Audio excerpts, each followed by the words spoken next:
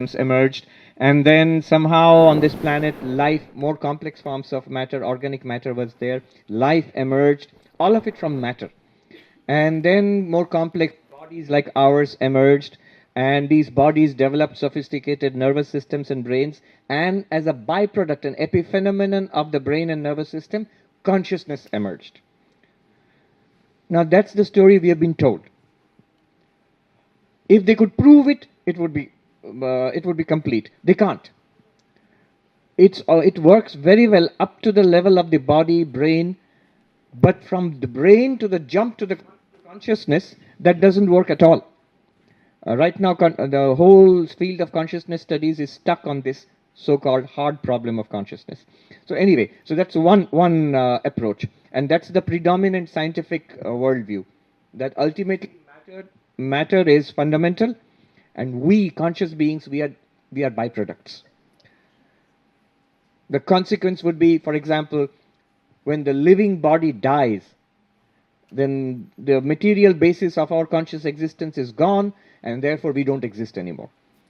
And obviously there's no such thing as an immortal soul or God or anything like that, and all of religion, spirituality is just a matter of faith and superstition. So that's one point of view. And it's not a particularly new point of view. In ancient India, they were called Charvakas, the materialists. Literally, the word Charvaka means the sweet talker. That's one point of view. Second alternative is, matter emerged from consciousness. Matter emerged from consciousness. Matter, energy, time, space emerged from consciousness. Who says this? Actually, most of the theistic religions of the world say this. What it means is, God created the universe. That's the basic idea in any theistic religion. Matter emerges from consciousness. The idea of God in any of these religions is a conscious God. Nobody will say that our God is unconscious. So our God is always a conscious God. So this consciousness is at the root of the material universe. This is religion, basically, most theistic religion. So Christianity, Islam, Judaism, the theistic forms of Hinduism, they all say this. Time, space, matter, energy. The language is religious language. God is the creator of everything. Fine. So this is the second option. The third option is what most of you who are followers of the yoga system, whether you know it or not, is what you subscribe to, where consciousness and matter are parallel realities. In the Sankhya or the yoga system, Purusha and Prakriti, material nature and consciousness, sentience, both of them are fundamental. Neither created the other. They exist in parallel, and they interact with each other. Where do they interact with each other? In us. We have a material nature, physical body, and the pranic system, and the mind, and so on, including up to mind and intellect, all part of nature, material nature. And you, the conscious being, the Purusha, it's still working? Yes. They are two fundamental realities. It's not that consciousness emerged from nature, not that nature emerged from consciousness.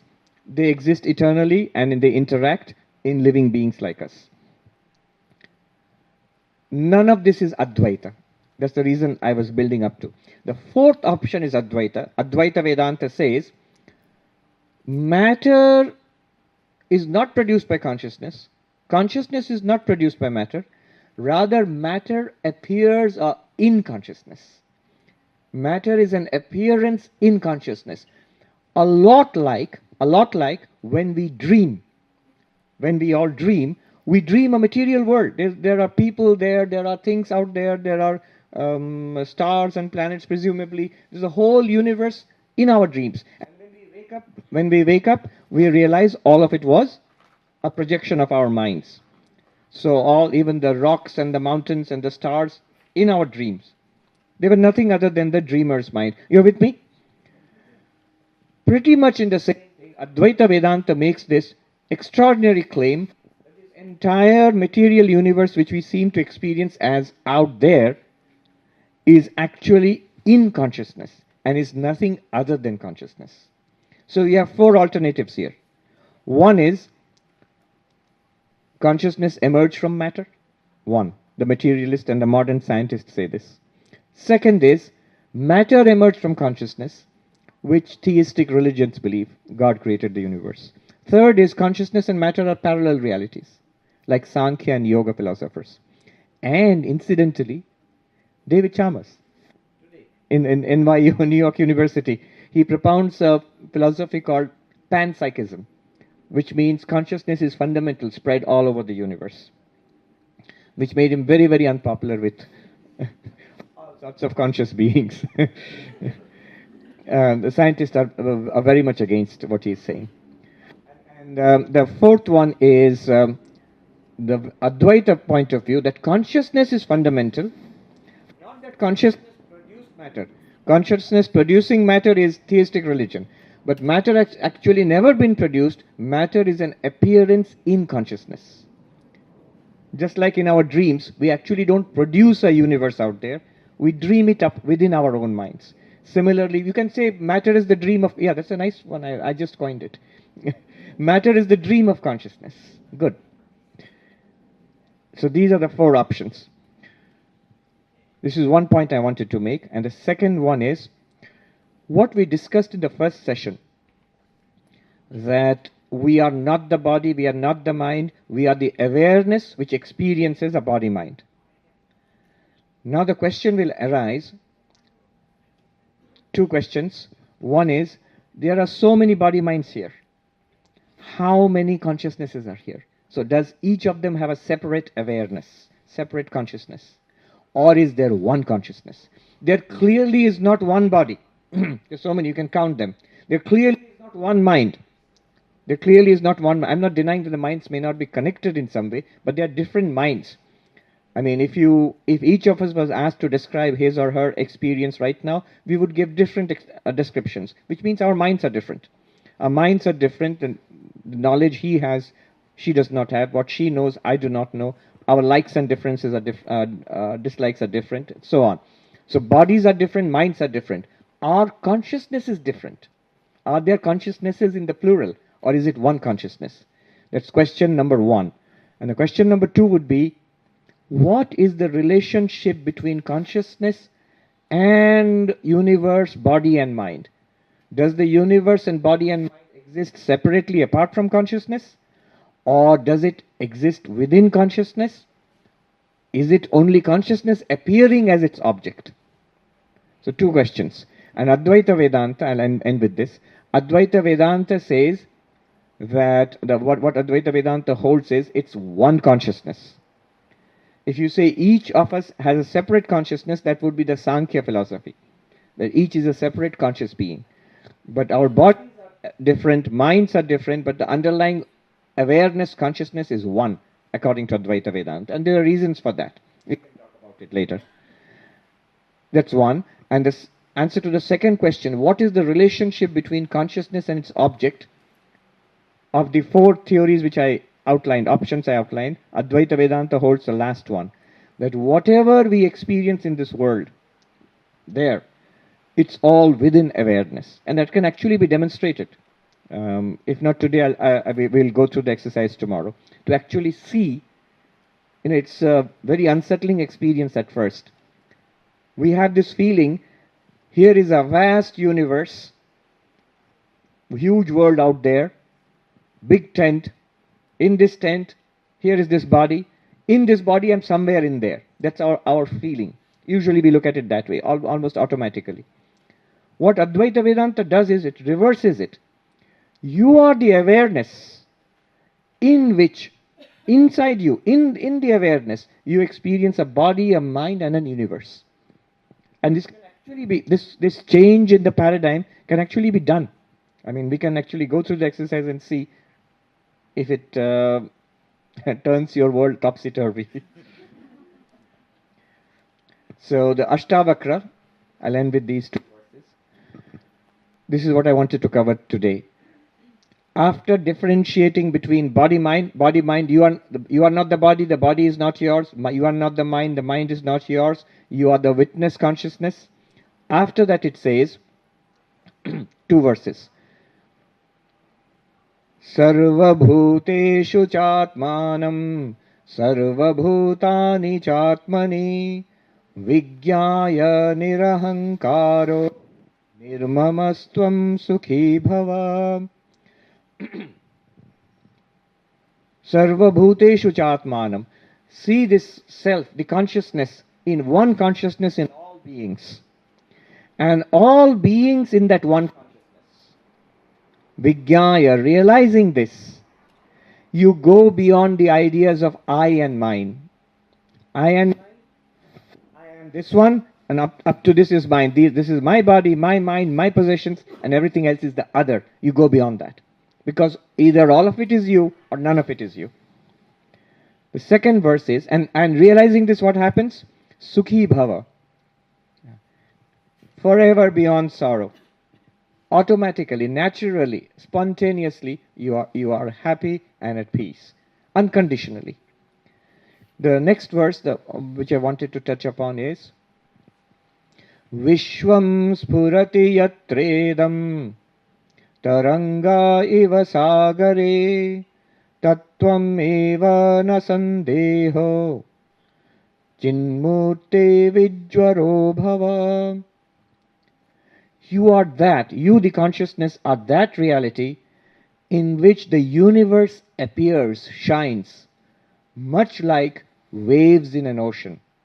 Imagine yourself to be the ocean in which the entire universe, the universe out there, your body and the mind, all of it appears like a wave in you, not apart from you. Know that you are that. Tattvameva, na sandeha, beyond all doubt. Chinmurte, you whose form, your nature is consciousness. Ashtavakra is addressing you not as a body, not even as a person, but as awareness. He continuously forces us to stand as awareness, not as a person or a body-mind. Vijvaro bhava, what's the result of all this? Be free of fever. He says we are leading a fevered existence. Anxiety and terror or temptation, and a deep-seated fear, unhappiness. This is the symptoms of fever. Be free of this fever. Okay. Don't look so serious. You are consciousness itself. We had some questions which were left over from... there's somebody here. You had... I just wanted to thank you very much for what you said. And it's been my understanding and my experience. Pardon? Oh, Annabelle. It's been my experience and my understanding for a long time. And it's a lovely way to go through life, but why does one fall away from it? And when one falls away from it, it seems to me to have something to do with non-acceptance and ego or something. You just keep giving.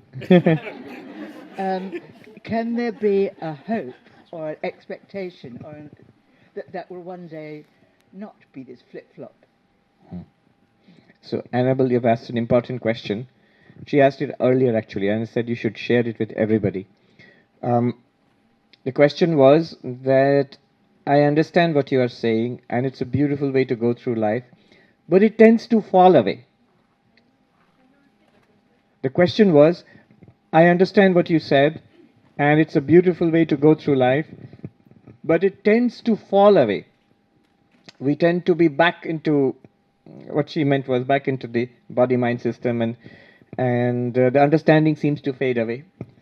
The understanding doesn't go, but I don't experience it in this life in the same way. Like that great dancer Nijinsky, who said Nijinsky dances better when Nijinsky isn't there. All right. That's a special case. What happens to us is when the person is back again. Yes, the person is back again and doing his or her thing. And it seems to be, well, I'm back to square one again. But though I know all this now.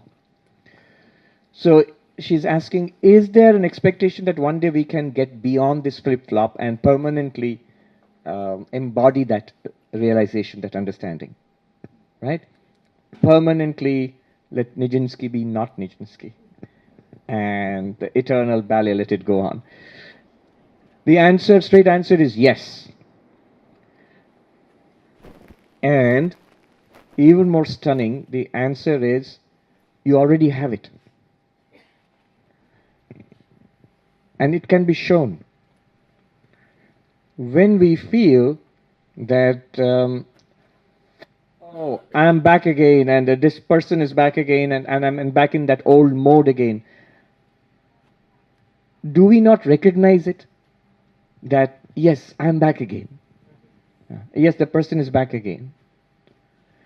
And at one time, I felt, no, I'm the witness, I'm the awareness, and the body, mind, and its all limitations are objects to me, and I'm not them. I'm beyond all of that. Now, the point here is, the one which felt free from the person is the same one which feels trapped by the person. If you felt free from the person and its personality, and again you feel trapped by the person or in the person, you, the one who feels that, are you trapped by the person or free from it? Let me repeat that.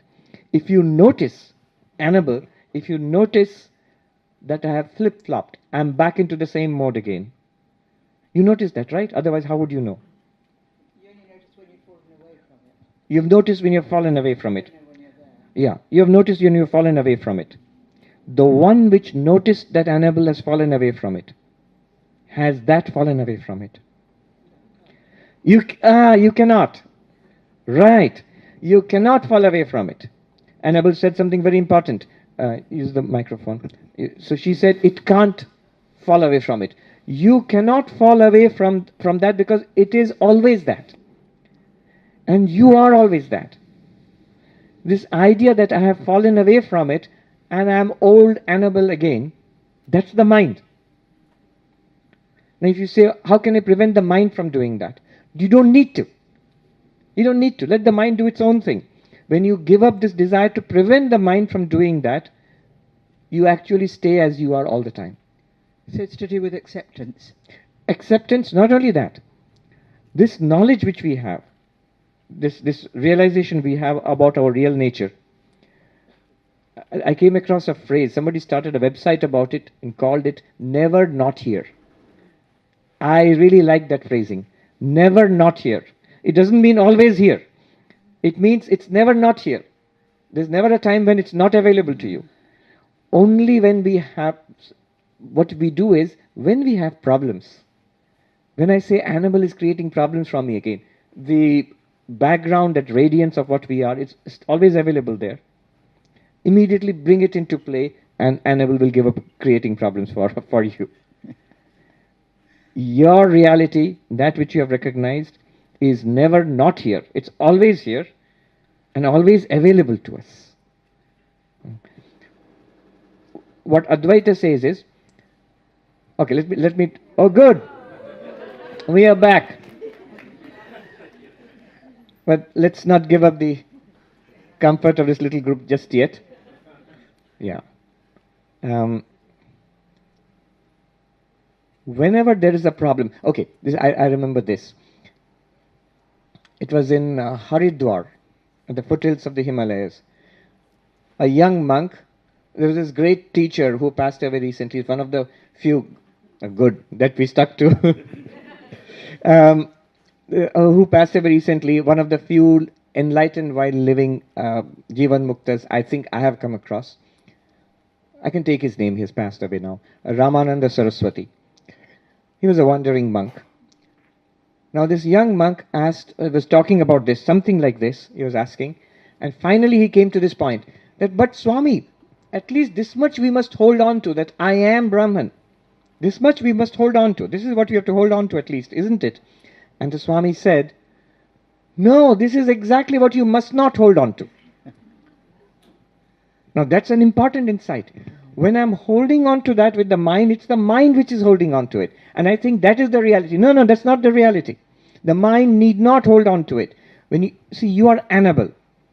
Do you still, all the time, do you keep repeating, I'm Annabelle, I'm Annabelle, I'm Annabelle? No, don't disturb me.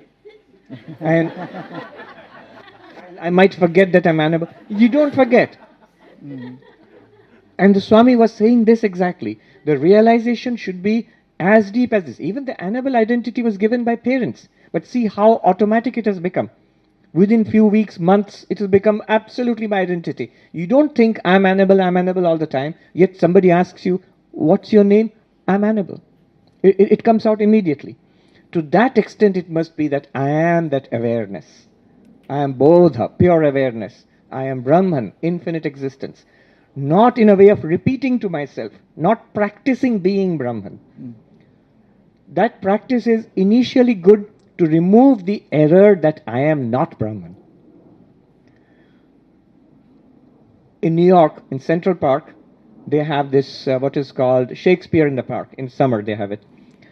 So this actor goes out and plays maybe a king, and then maybe goes back into the green room and changes the dress and comes back and plays the pauper or a beggar.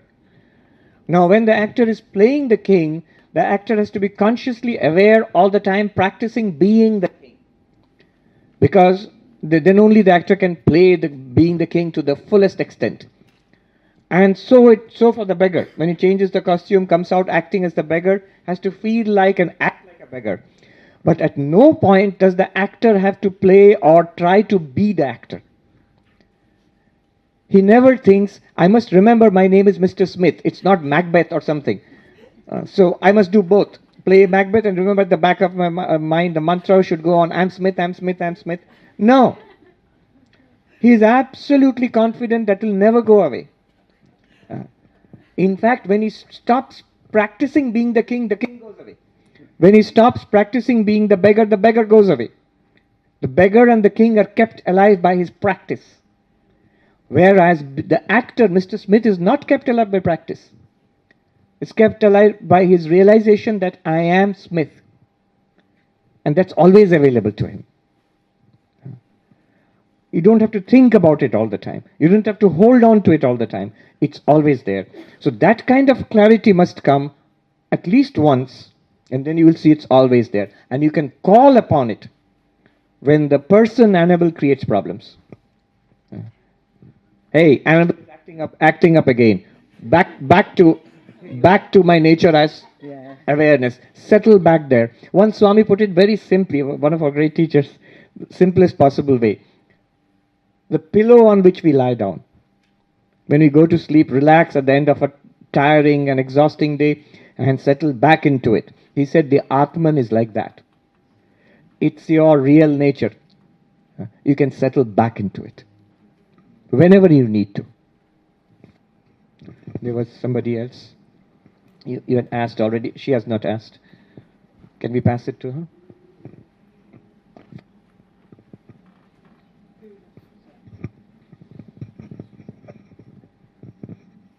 Hi. Okay, so my name is Elisa. Elisa.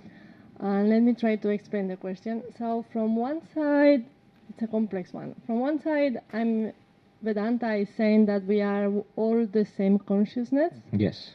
So we are all Brahman in some way. But at the same time, it explains that you don't die. And that you can even remain, or also the concept in some way of reincarnation or evolution, Yes. which means that are there like a one consciousness but made of subtle Brahman? Because otherwise you will always keep, it's like if instead of Brahman we have energy, it was like if there were different types of vibrations that will always stick together to remain a unique, not identity, but a kind of, so I don't see how both concepts can match. Correct. It's a good question. It brings us to a central teaching of Advaita, without which Advaita seems to be absolutely confusing. Like Elisa put it, how can you be immortal and not dying, and at the same time uphold reincarnation, which means you're dying and being born again and dying and being born again. There's this cartoon in America where this, there's a born again Christian. So there's a Christian talking to a Hindu and he says, look, I'm a born again Christian. And the Hindu looks puzzled and he says, but I'm a born again and again and again and again and again. Hindu. How can you be born again and again without dying again and again? And at the same time, how can you be the deathless Brahman? The same question, even more deeply in its most philosophical form, would come out like this. Didn't you just say that I am not the body, not the mind, I am the consciousness beyond body and mind? So I am not, obviously not this world, I am not even this body, not even the mind, I am something beyond, I am the witness consciousness. Which means consciousness is there, and the entire universe, including body and mind, and bodies and minds are all separate from consciousness. One point. And then next, how come you come and say that everything is Brahman? You are Brahman, and Brahman is everything, and yet before that you had said you're not the body, not the mind. So how can both of them be true? So here is the answer. Advaita Vedanta has to be understood in two steps. In two steps. Non-duality has to be established in two steps. The first step is to see yourself as the witness consciousness apart from body and mind. Why do you have to do that? Because we have already got a mistaken identity with the body-mind, and we think we are this little person and nothing more than this. That has to be corrected. We have to discover that witness consciousness beyond body and mind. So not the body, not the mind, neti, not this, and you go to that. That's step one. After going to that, after realizing yourself as the witness consciousness, at least intellectually understanding that this is possible, now look back upon all that you have left behind. The universe, this body, mind, all of that. And then realize this universe, body, mind are nothing other than expressions of, manifestations of, nothing other than that witness consciousness. Nothing other than that means not two is established. It's like this. Like this. Oh, I like this story very much. Example of the little wave. So out there in the English Channel, a little wave is born. It comes up, it looks around, and it finds other little waves, and so maybe it goes to wave kindergarten or something like that, and learns to be a good little wave. Very soon it finds that life as a wave is not all that easy. And there are other mean waves who are not nice to it. Some of them are its friends, so they are friendly waves. Not only that, there are big waves in the English Channel. Huge. And there are tiny waves and bubbles, and so it has friends. The little wave is growing up with friends and with enemies and with these huge waves, and looks at them and feels hopeless that this guy is so great, I'm nothing. And then it looks at a bubble and looks and thinks, oh, what a loser, I'm much better than that. There is envy, there is arrogance, and there are complex relations, and the worst of all, it sees that in distance, and it asks a wave, what's happening there? What's that? It says, oh, that's Dover. Dover, what's Dover? That's where all waves go to die. What? You see, those guys who are ahead of us, they all smashed into spray, into, this foam and spray. Me too. It'll happen to me. Yes. It'll happen to you too. Everybody. Waves have to die. That's our lot. So the biggest of all problems, death, and of course, jealousy and envy and fear and anxiety, and of course, death is there. Now, Vedanta wave comes along next to it and says, all of these are true, but there is something called water which doesn't die. Really? What happens? Well, the water goes and smashes against Dover. Not even at Dover, water doesn't die at Dover. No, it just changes form. It becomes spray or something like that. Still water. It doesn't die. Only the name and form changes. It was called a wave, and it becomes spray, and the form changes, but still water. And the wave thinks that, well, good for water. How does it help me? You are water. That thou art. You cannot die. How? But I'm a wave. No. Look deep within yourself. Go really deep within yourself, and you will find water. And so it was. The wave looked at it deep inside and found it's water. But not only deep inside. When it looked at its surface, it's water. When it looked in between, it's water. In fact, it's water through and through. And the wave said, wow, I cannot die then. I'll just change a name and a form. And not only that, if the sun warms you up and takes you up into the sky, you will rise up as water vapor. It's a new name, vapor, a new form. It's fun. You're still water. Absolutely, you cannot die. Not only that. Now it begins to see as water, the Vedanta wave asks it, as water, where is the limit? As you the wave and I the wave, there's a limit. You are that wave, I'm this wave. But think of yourself as water. Where is the limit as water? Where is the boundary as water between one wave and the other? It says, nowhere.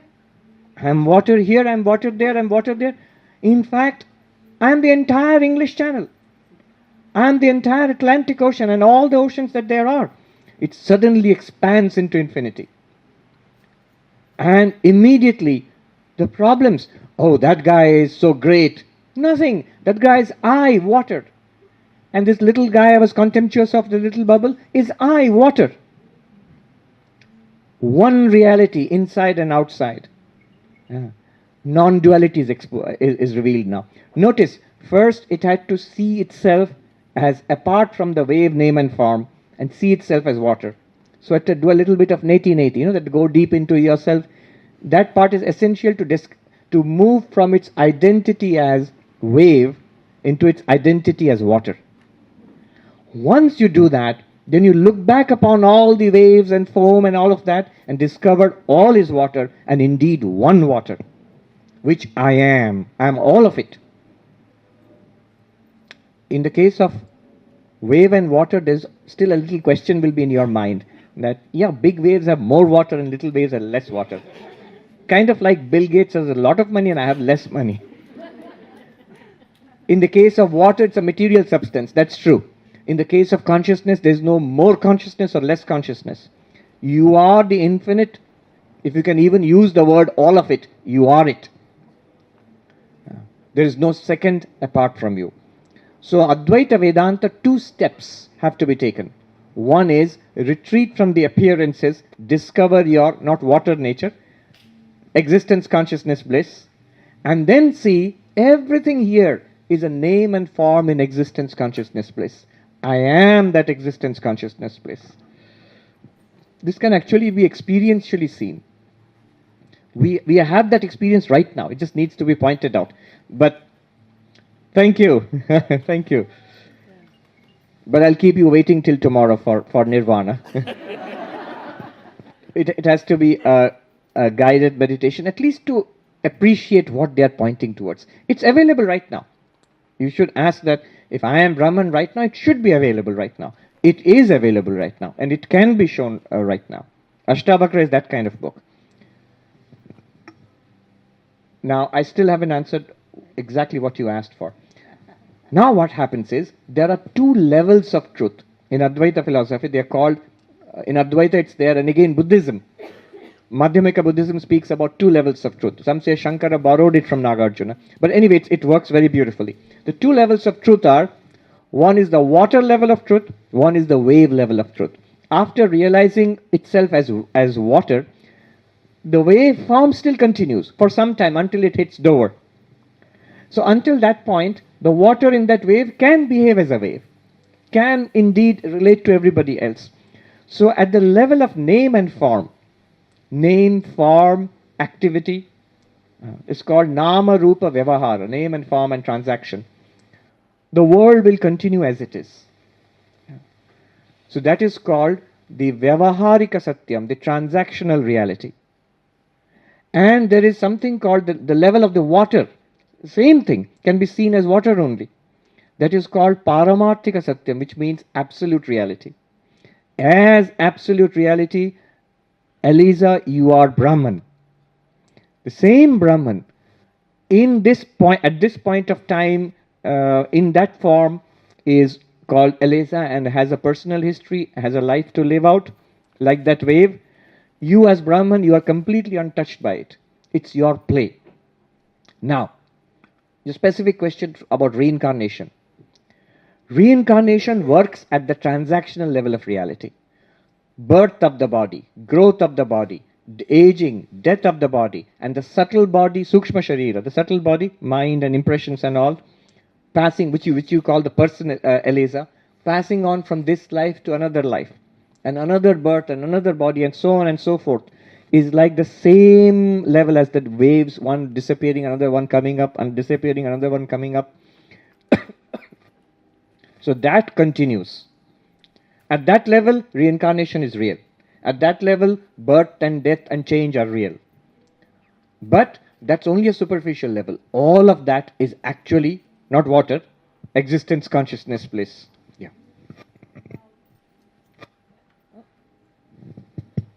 Yes. I can hear you. I can hear you. I'll repeat your question. Yeah. Yes. We can say that the same form of wave Yes. will repeat itself. Yeah. So we don't, when we live, there is no mixture of when two people die, there is no merge. The idea is that there is a kind of, I'm not going to call it identity, but of the limit. Yes. But remember, when you say two people, you mean two bodies. There are no two consciousness. There is one consciousness.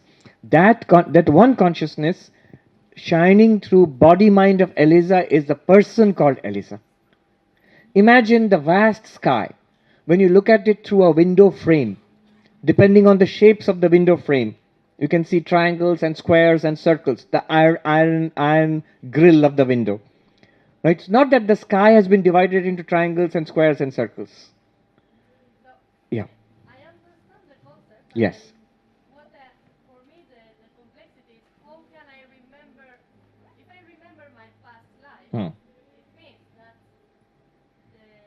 the part of consciousness, even if we are all one, goes the same percentage of consciousness, go from one body to another. You never mix with Okay, I understand what you mean. All right, so Advaita Vedanta, not Advaita Vedanta only, in fact Sankhya, Yoga, most of the Indian philosophies, what do you mean by a person right now? So there is a body, and so this body is called physical body, or we often, our early Swamis translated it as gross body, but in America gross means something else now. So physical body, in Sanskrit sthula sharira, that's one. The second component is the subtle body, sukshma sharira. And that's, when I say subtle body, I don't mean anything unknown to any of us. Right now we are all experiencing the subtle body. When you're thinking, feeling, remembering, all the inner experiences going on right now, that's the subtle body. So subtle body has been precisely defined. In fact, in the Panchakosha system, the food sheet, Annamaya, Pranamaya, Manomaya, Vijnanamaya, Anandamaya. The food sheet is the physical body. The Pranamaya, the pranic body, the mental body, and the intellect. That is Pranamaya, Manomaya, Vijnanamaya. Together, they are called the subtle body. And all of them we are experiencing right now. It's there. It's not theoretical or anything like that. Now, when the physical body dies, the subtle body continues. You, the consciousness, are always there. Your reality as consciousness is always there. You are shining upon the subtle body, and in the subtle body there is formed what is called a reflected consciousness, Chidabhasa, which is the awareness which we are feeling right now. That awareness which we are feeling right now is not the original awareness, not our pure consciousness, that which we already are. But we are shining upon the mind, and the mind shines in our reflected consciousness, our consciousness reflected there. So that is the subtle body. That one will survive the death of this particular body. And that one will continue into other bodies. And that carries the distinct personality of what you call Eliza now. So that will not mix with others. That is the distinctive. And that continues, and these are all part of the transactional reality. It's not the ultimate reality. Ultimate reality is only Brahman. And this transactional reality is an appearance. It's like, another example would be a screen which plays many movies. Screen continues. That is the ultimate reality. But each movie has its own plot. And that plays at the level of fiction, at the level of the movie. So this idea of two realities. So what you're talking about, one body, one person, many lives, all of that is transactional reality, lower reality. The ultimate reality is what Advaita speaks about, that you are Brahman. Yeah. All right. I will wrap it up here. And tomorrow we'll try our best to become enlightened. Thank you so much. Thank you.